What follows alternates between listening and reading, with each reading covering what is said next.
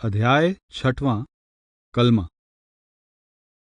होर दवाना दिल दी कारी, कलमा दिल दी कारी हूँ। कलमा दूर जंगार करेंदा, कलमे मैल उतारी हूँ। कलमा हीरे लाल जवाहर, कलमा हट पसारी हूँ। एथे ओथे दोही जहानी, कलमा दौलत सारी हूँ। हम चर्चा कर चुके हैं कि गुरु के बिना शिष्य का मालिक से मिलाप असंभव है। आमतौर पर सवाल उठता है कि गुरु कौन से साधन द्वारा जीव का मालिक से मिलाप कराता है। इस्लाम में यह साधन कलमा कहलाता है। इसे शब्द, नाम या परमात्मा भी कहते हैं। कुरान शरीफ में कलमे के अलावा इसे कलाम, अम्र यानी हुक्म और कुन भी कहा गया है। सूफी फकीरों ने इन लफ्जों के अलावा कलमे के लिए कलाम इलाही, निदाए सुल्तानी, बांगे आसमानी, सौते सरमदी, आवाज़े मुस्तकीम, सुल्तान उल अज़कार, इसमें आज़म, इसमें ज़ात आदि शब्दों का भी प्रयोग किया है। भारतीय संतों महात्माओं ने इसे नाम, शब्द, बानी आदि कहा है। पारसी मत में सरोश, यहूदी मत में मैमरा, शैम और ईसाई मत में वर्ड का भी यही अर्थ है। इसी को वैदिक ऋषियों ने वाक या वाच, यूनानी महात्माओं ने लागास यानी लोगोस और नाउस यानी नौस और चीनी महात्मा लाओत्से ने ताओ कहा है। कलमे की अनंत ताकत के बारे में हजरत सुल्तान बाहू फरमाते हैं, कलमे लख करोड़ा तारे, वली कीते सैराही हूँ।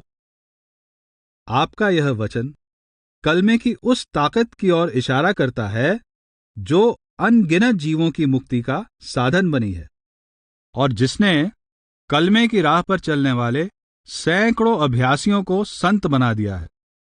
आखिर इतनी महान शक्ति का स्वामी यह कलमा क्या है? इसका स्वरूप क्या है? इससे कैसे मालिक से मिलाप हो सकता है? कलमा क्या है?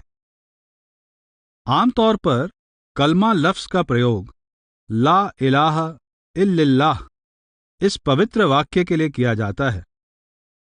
कलमा पढ़ने का मतलब इन लफ्जों का पाठ करना है, किंतु सुल्तान बाहू ने कलमा शब्द का प्रयोग अनाहत नाद या अनहद धुन के लिए किया है, जिसे जबान से नहीं बल्कि मन द्वारा पढ़ा जाता है, जिसे बाहर के कानों से नहीं बल्कि अंदर के कान से यानी आत्मा की सुनने की शक्ति के जरिए सुना जाता है।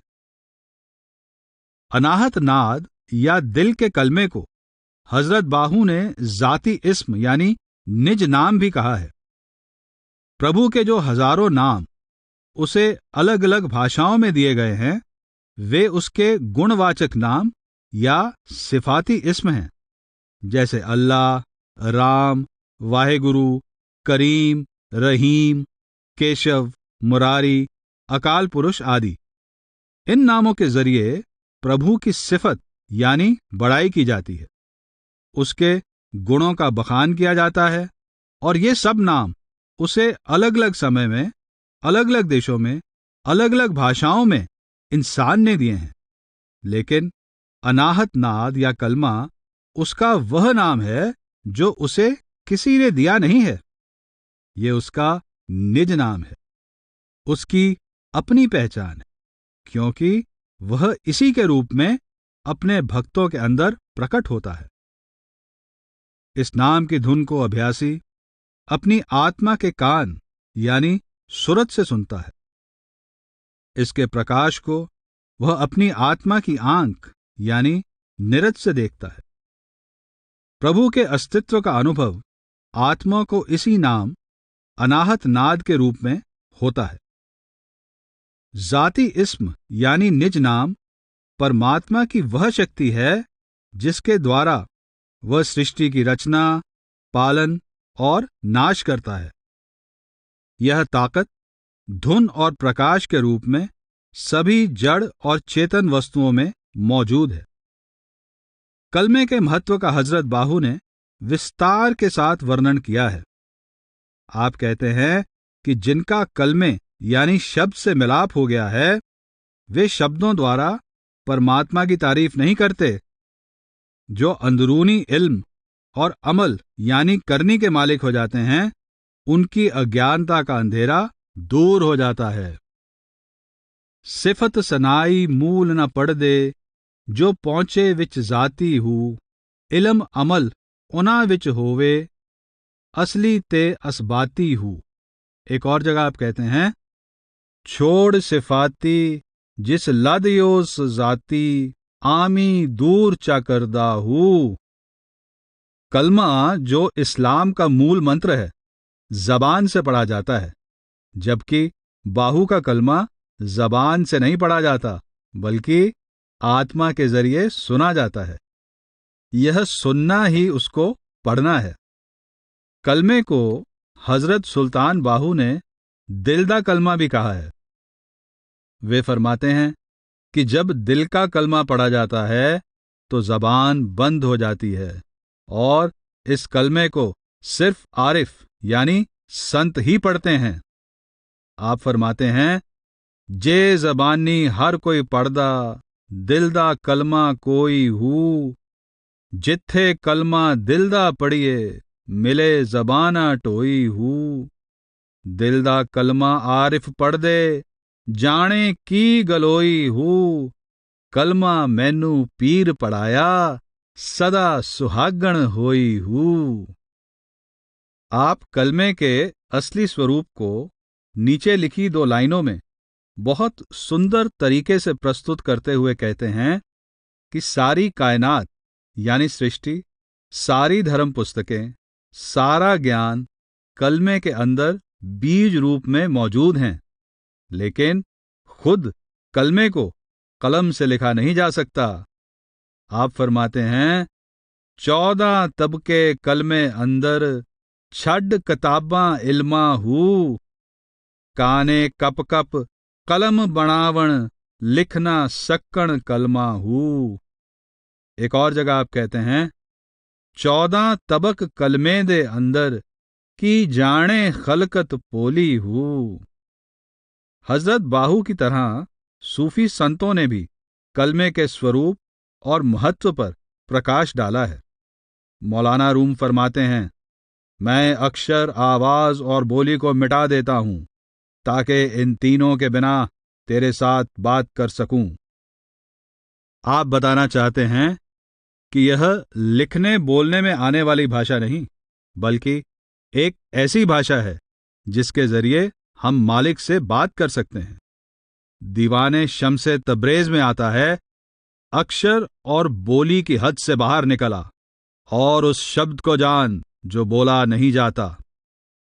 उपनिषदों में इसे ओम की ध्वनि कहा गया है, और बताया गया है कि इसका जबान से उच्चारण नहीं किया जा सकता।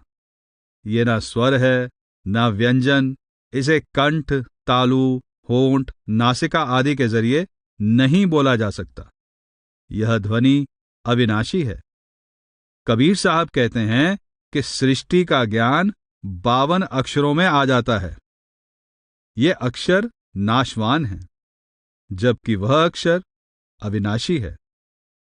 आप फरमाते हैं, 52 अक्षर लोक त्रय, सब कछ इन्हीं माहें, ए अक्षर खिर जाएंगे, ओए अक्षर इनमें नाहें।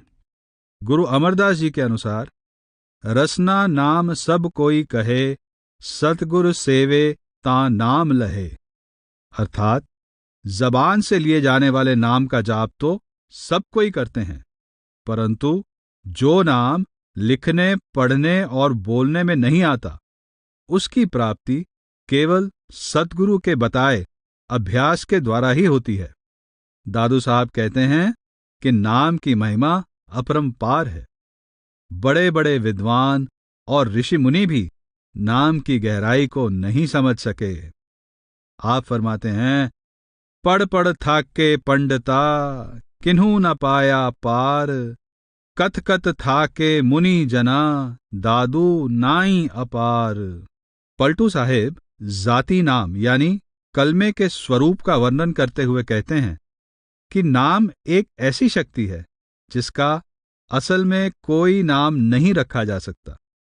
यह लिखने पढ़ने में नहीं आता, इसकी कोई रूपरेखा नहीं, केवल संतजन ही दिव्य यानी गैब दृष्टि से इसे देखते हैं।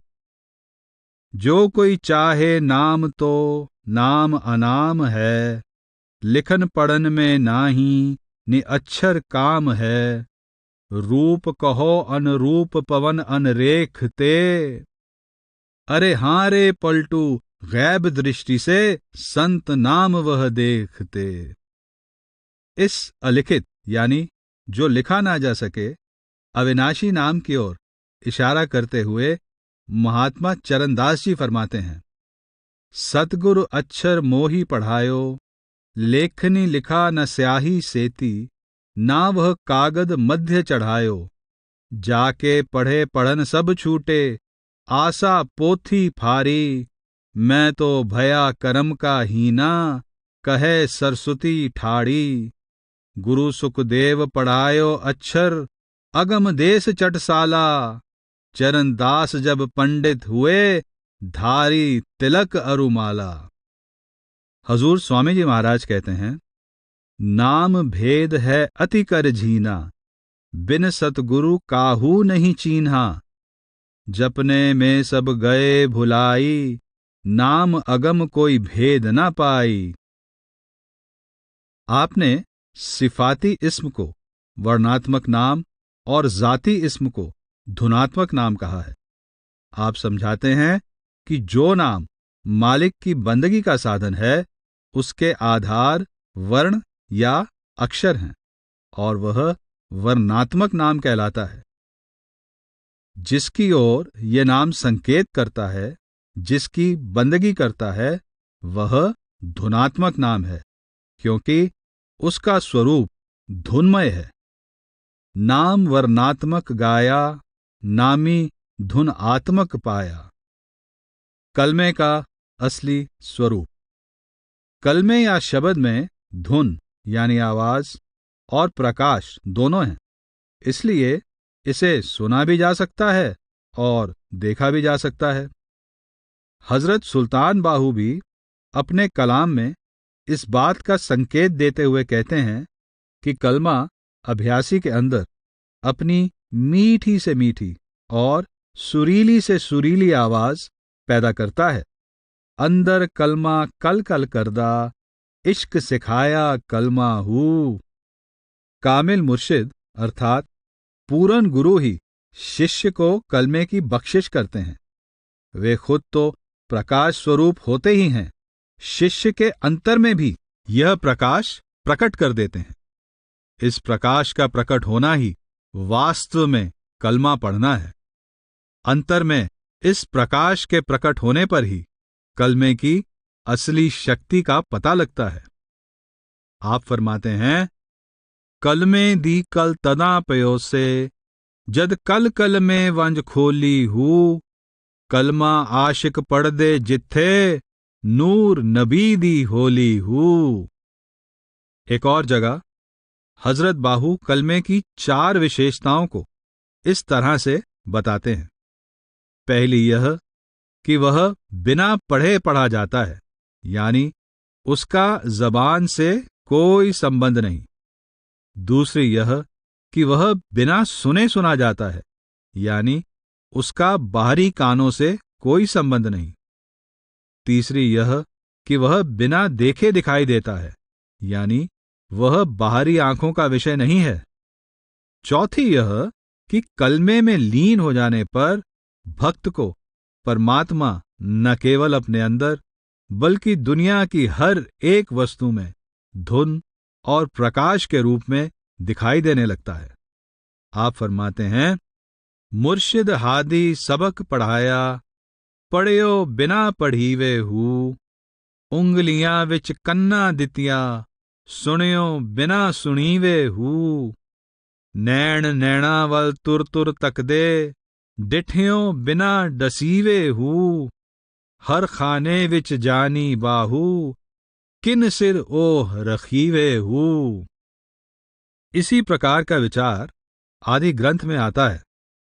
गुरु अंगद देव जी फरमाते हैं, अखी बाजों वेखना विण कन्ना सुनना, पैरां बाजों चलना विण हत्थां करना, जीबे बाजों बोलना यों जीवत मरना, नानक हुक्म पछान के त्यो खस में मिलना। बाइबल में भी लिखा है, having eyes see ye not, and having ears hear ye not। आंखें होते हुए भी तुम उसे देख नहीं सकते, कान होते हुए भी तुम उसे सुन नहीं पाते। भाव यह है कि वह शब्द इन स्थूल आंखों से दिखाई और स्थूल कानों से सुनाई नहीं देता। इस बारे में हजरत मोइनुद्दीन चिश्ती का कथन है, अगर तू मेरे कहने पर वहदत यानी अद्वैत के राज पर यकीन नहीं करता तो अपनी होश के कान खोल और बिना तालु व मुंह के बोले जाने वाले नगमे को सुन। फिर फरमाते हैं, तुझे और ही आंख चाहिए ताकि तू उसका हुस्न देख सके, तुझे और ही कान चाहिए ताकि तू महबूब का कलाम सुन सके।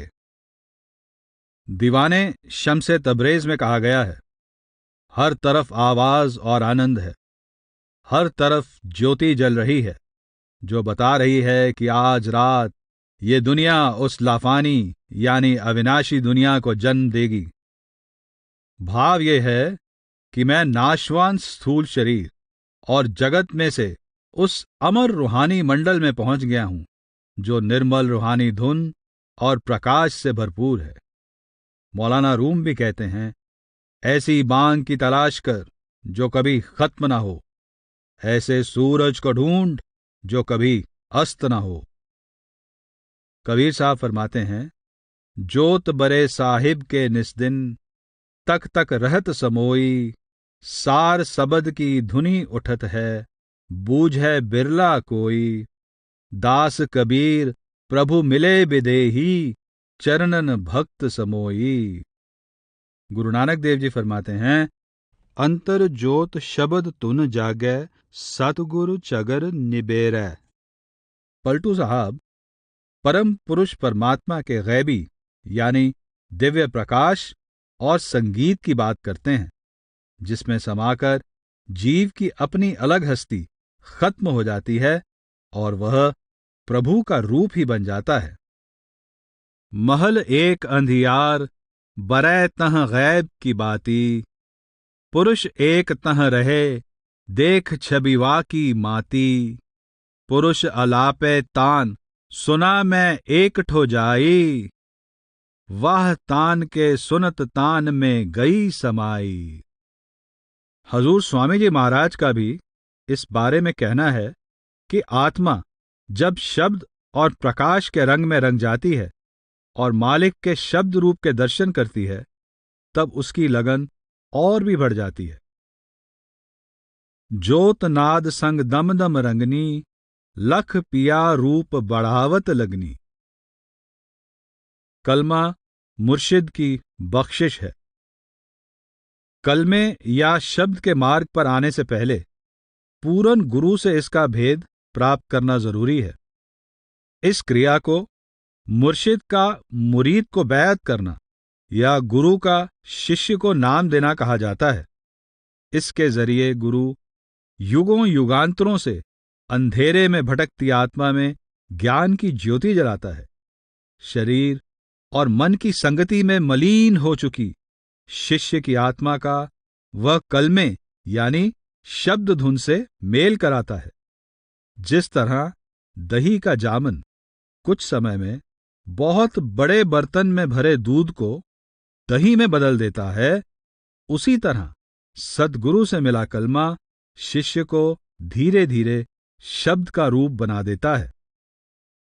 बैअत होना या दीक्षित होना शिष्य की जिंदगी की शुभ घड़ी होती है।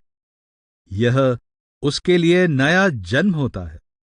हजरत बाहू कहते हैं कि मुर्शिद ने नाम रूपी चंपा का पौधा मेरे मन में लगा दिया। इस पौधे में कलियां खिली तो मेरा अंतर महक उठा।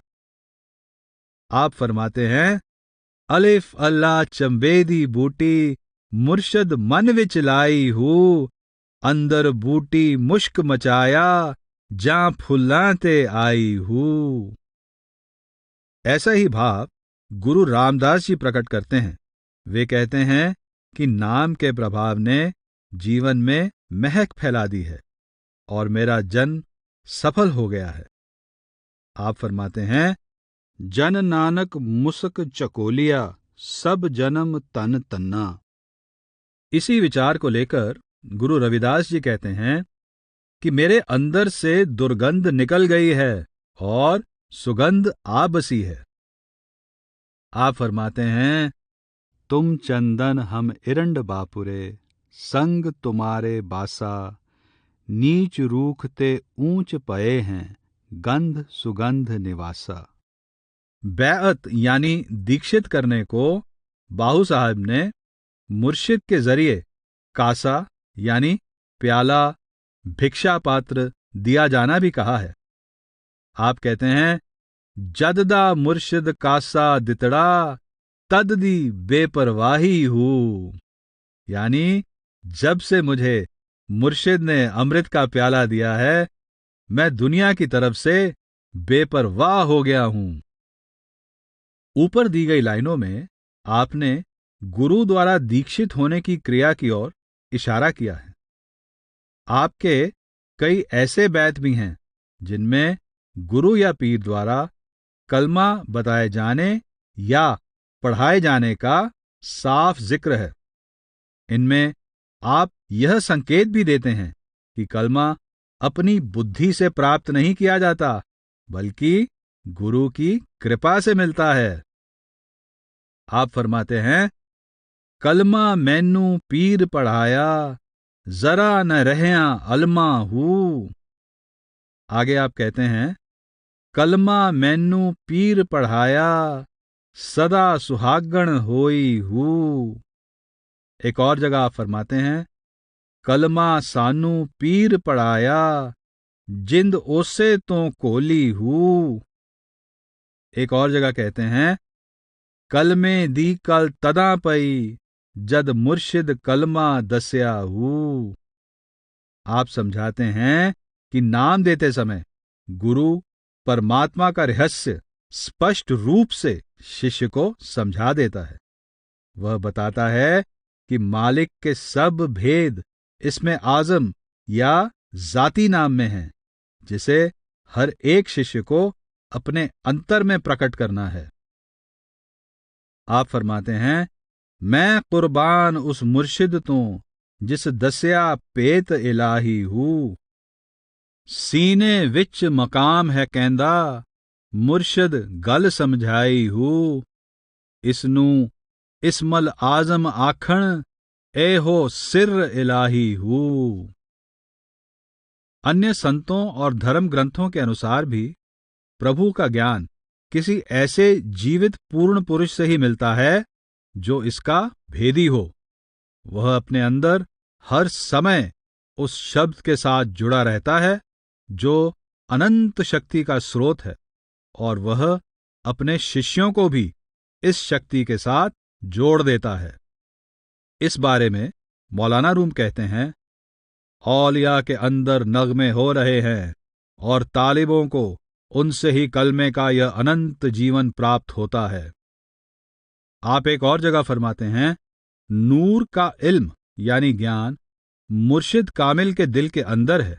वह पुस्तक से या बातचीत से नहीं मिलता, वह रूह को सीधे मुर्शिद की रूह से हासिल होता है।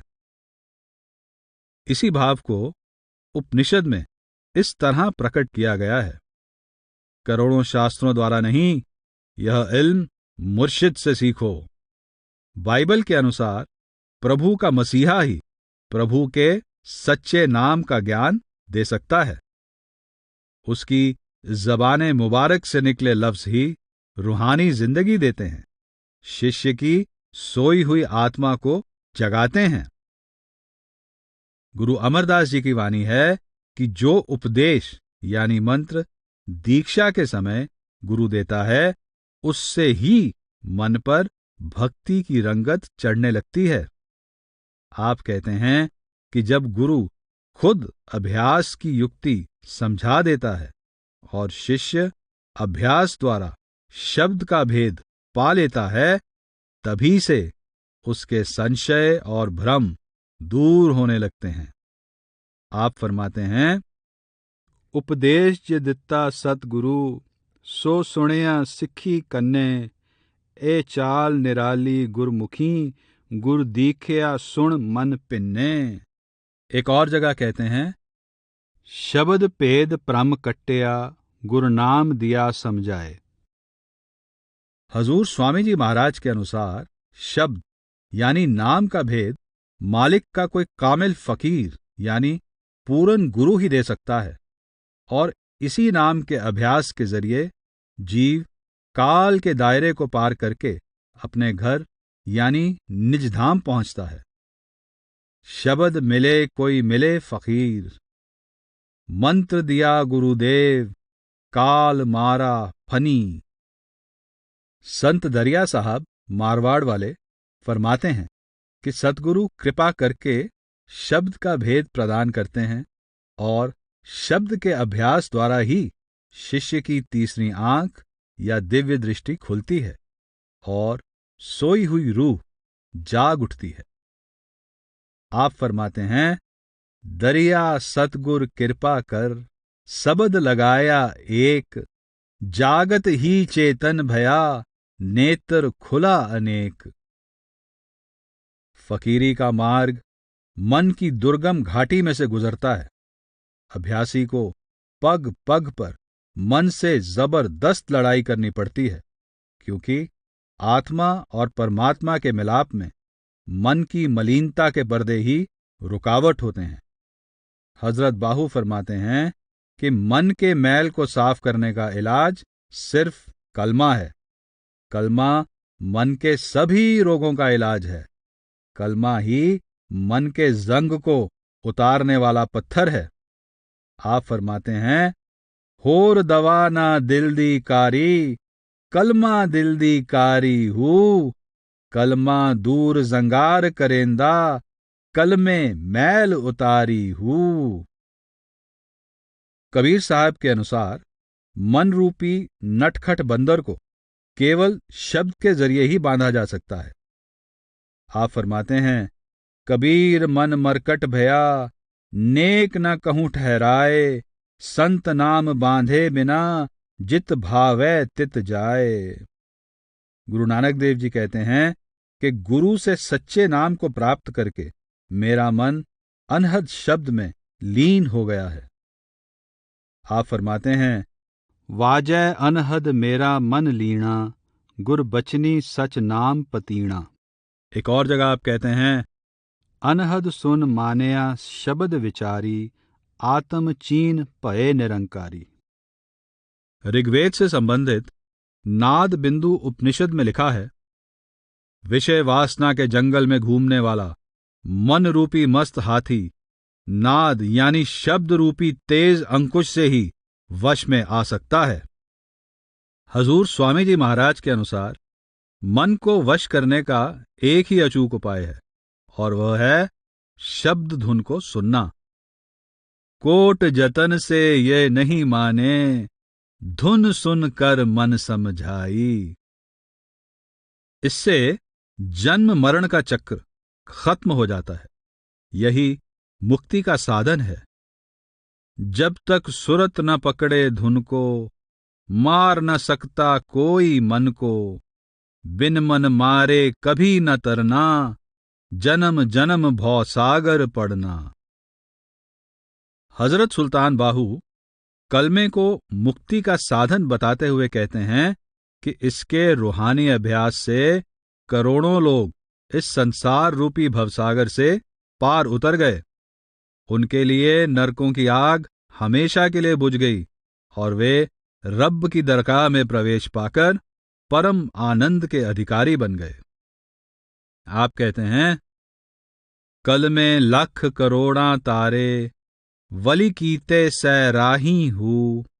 कल में नाल बुझाए दोजख, जिथ अग बले अजगाही हूँ।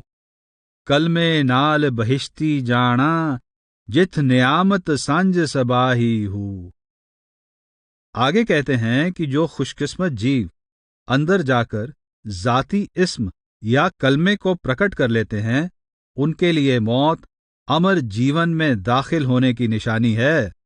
वे जब चाहें नश्वर शरीर से ऊपर उठकर अंतर में मालिक से विसाल कर लेते हैं। वे शब्द से मिलाप करके शब्द रूप हो जाते हैं। कलमे के अंदर फना होना ही परमात्मा से मिलने का दूसरा नाम है। आप फरमाते हैं, मूतू वाली मौत ना मिलसी, जै विच मौत हयाती हूँ। मौत विसाल थियो से हिक्का, जद इस्म पढ़ीवे जाती हूँ। ऐन दे अंदर ऐन थियो से, दूर होवे कुर्बाती हूँ। हजरत बाहू कहते हैं कि मुझमें और परमात्मा में जो दूरी थी, इबादत द्वारा नजदीकी में बदल गई। अब वह नजदीकी भी दूर की बात हो गई है। अब मैं उसमें समाकर वहदत यानी अद्वैत में आ गया हूं। दीवाने शम्से तब्रेज में कलमे के बारे में कहा गया है, कान में से रुई निकाल दे ताकि निजात यानी मुक्ति देने वाली बांग यानी शब्द धुन तुझ तक पहुंचे। भवसागर रूपी गहरे काले पानी यानी आबे स्याह में न जा। मौलाना रूम के अनुसार परमात्मा की आवाज यानी कलमा सुनना मौत में से जिंदगी में आना है। आप कहते हैं, हम मर गए थे और बिल्कुल मिट गए थे। रब की आवाज बांगे हक आई, हम सब उठकर खड़े हो गए। खुदा की आवाज पर्दे में और बेपर्दा वह नियामत बख्शती है जो उसने जेब में से मरियम को दी। कुरान के अनुसार ईसा मसीह की माता मैरी को कलमा यानी नाम बख्शा गया। आगे कहते हैं, ऐ लोगो, तुम्हें मौत ने चमड़े में नाबूद कर दिया है। दोस्त की आवाज सुनकर नेस्त में से वापस आ जाओ।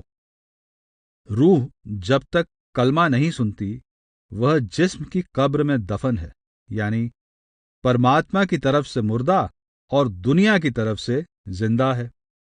कलमे की आवाज को सुनकर आत्मा में जीवन का संचार हो जाता है और वह जिस्म की कब्र से आजाद होकर परमात्मा की ओर जी उठती है।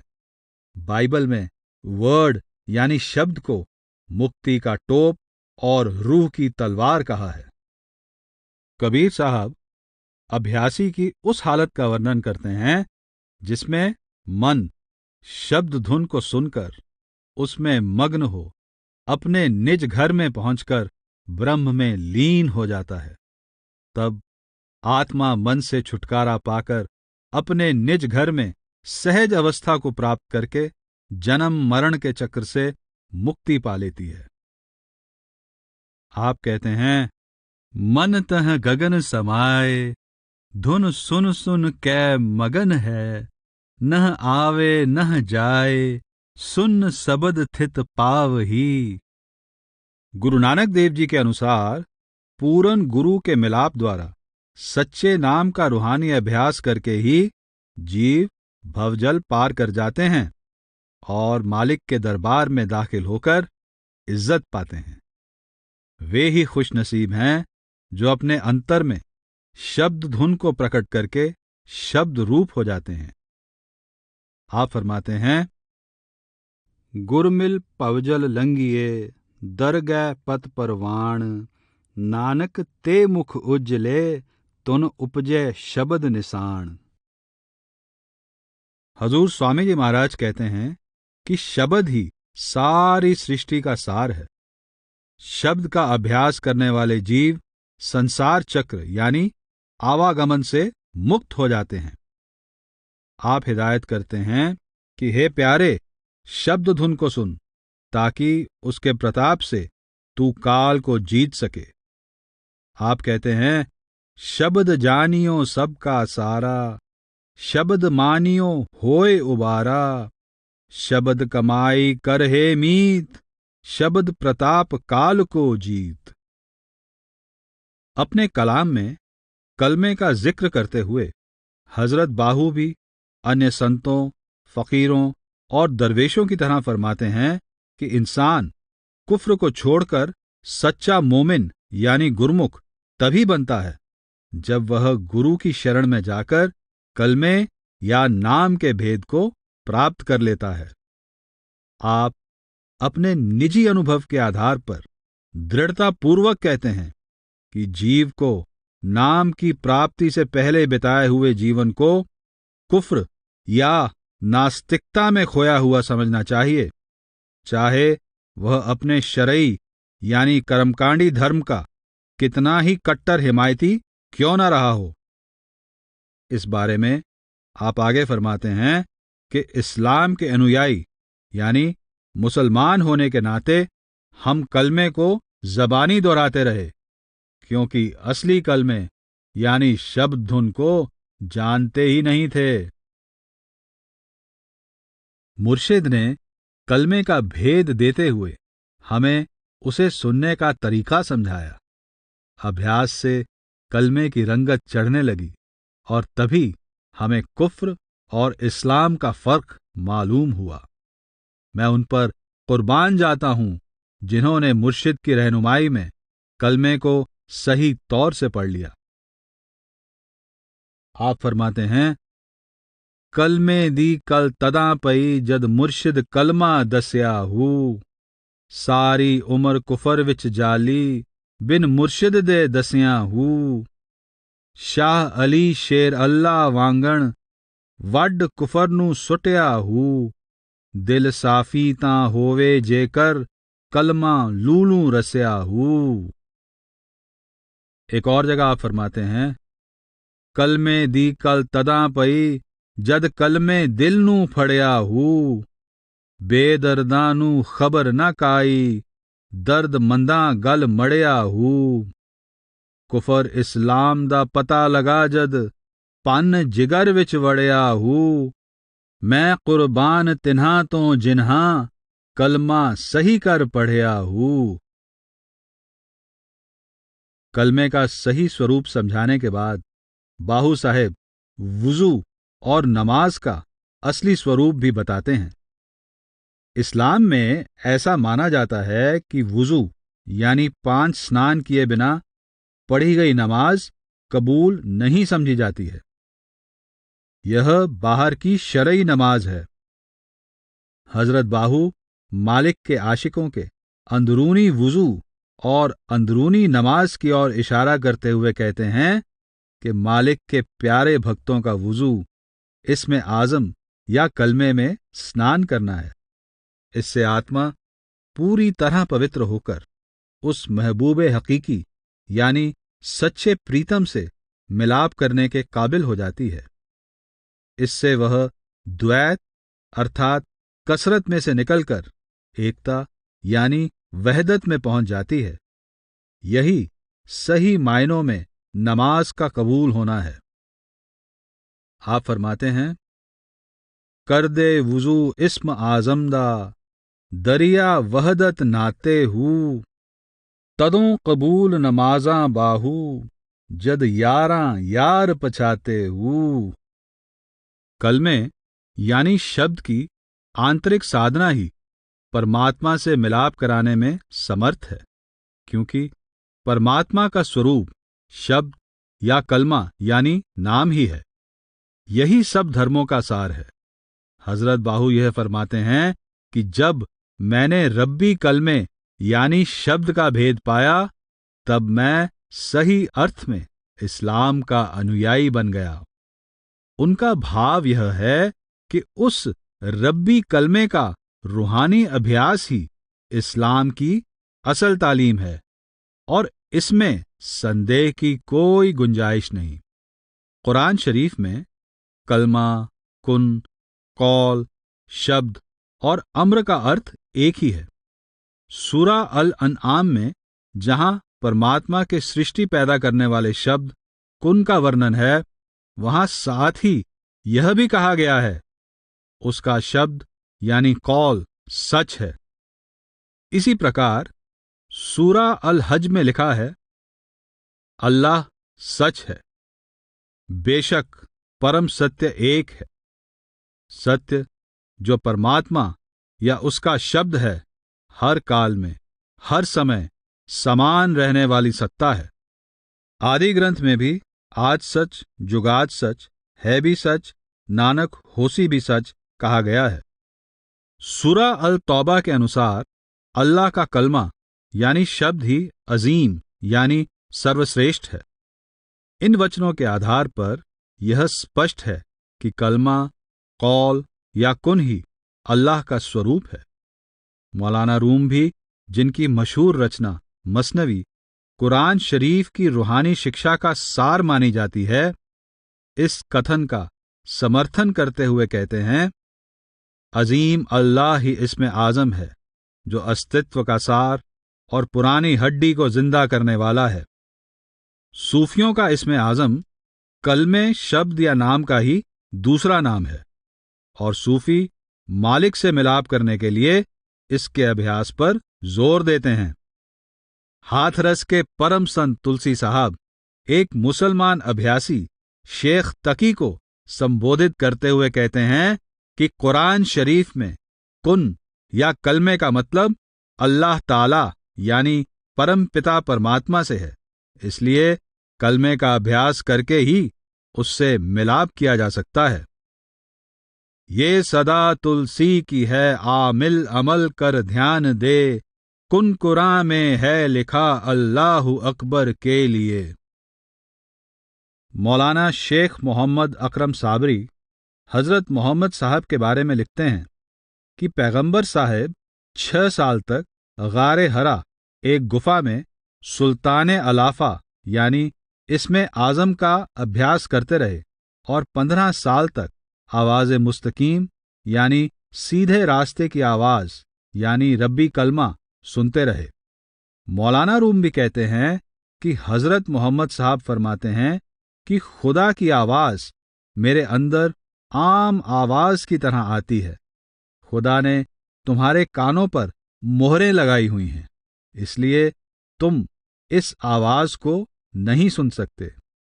प्रसिद्ध मनोवैज्ञानिक विलियम जेम्स अपनी एक पुस्तक में विलियम मुयर द्वारा लिखी हजरत मोहम्मद साहब की जीवनी का हवाला देते हुए कहते हैं कि पैगंबर साहब ने फरमाया था कि कई बार उन्हें घंटे जैसी आवाज सुनाई दी जिसका उन पर जबरदस्त असर पड़ा।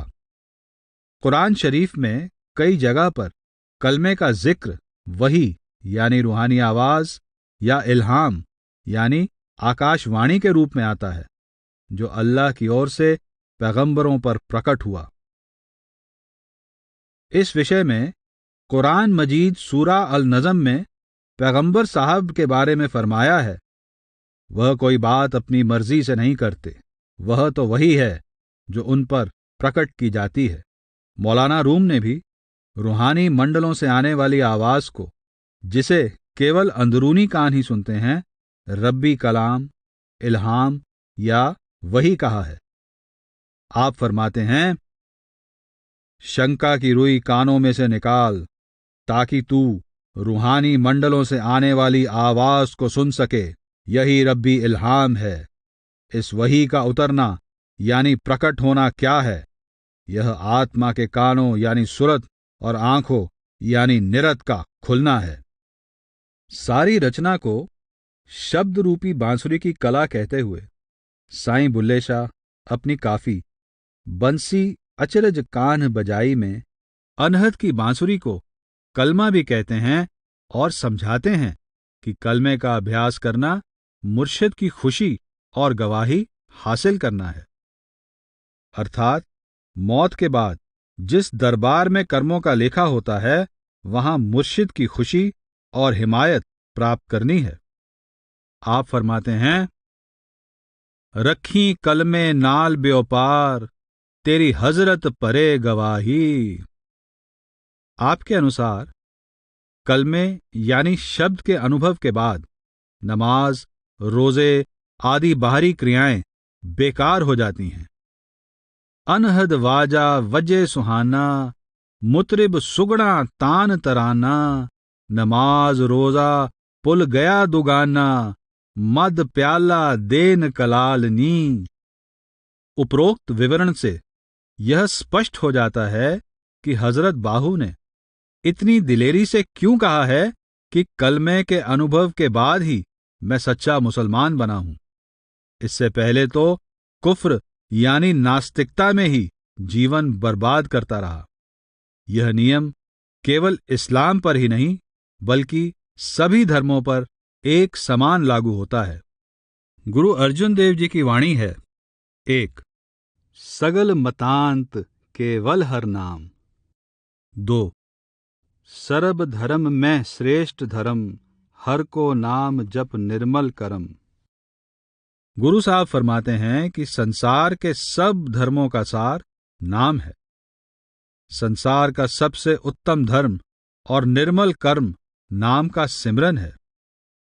अपने ध्यान को अंतर में कलमे या शब्द से जोड़ने वाला इंसान ही सच्चा प्रभु भक्त और धर्मात्मा है। मौलाना रूम सारी मानव जाति का एक ही धर्म मानते हुए कहते हैं कि खुदा एक है, इसलिए धर्म भी एक है। गुरु अर्जन देव जी के अनुसार अंतर्मुख होकर नाम की धुन में ध्यान लगाना ही गोविंद का सच्चा गुणगान है। वेदों, स्मृतियों और अन्य धर्म ग्रंथों का भी यही कहना है। आप फरमाते हैं, गुण गोविंद नाम धुन बाणी, सिमरत शास्त्र वेद बखाणी। एक और जगह आप कहते हैं, नानक हरि कीर्तन कर अटल एहो धर्म। बाइबल में ईसा मसीह कहते हैं कि शब्द यानी वर्ड अविनाशी है और इसी शब्द का मैं उपदेश देता हूं। निष्कर्ष के रूप में यह निर्विवाद कहा जा सकता है कि कोई भी इंसान अपने धर्म का सच्चा अनुयायी कर्मकांड या शरीयत के जरिए नहीं बल्कि शब्द के अनुभव के जरिए ही बन सकता है।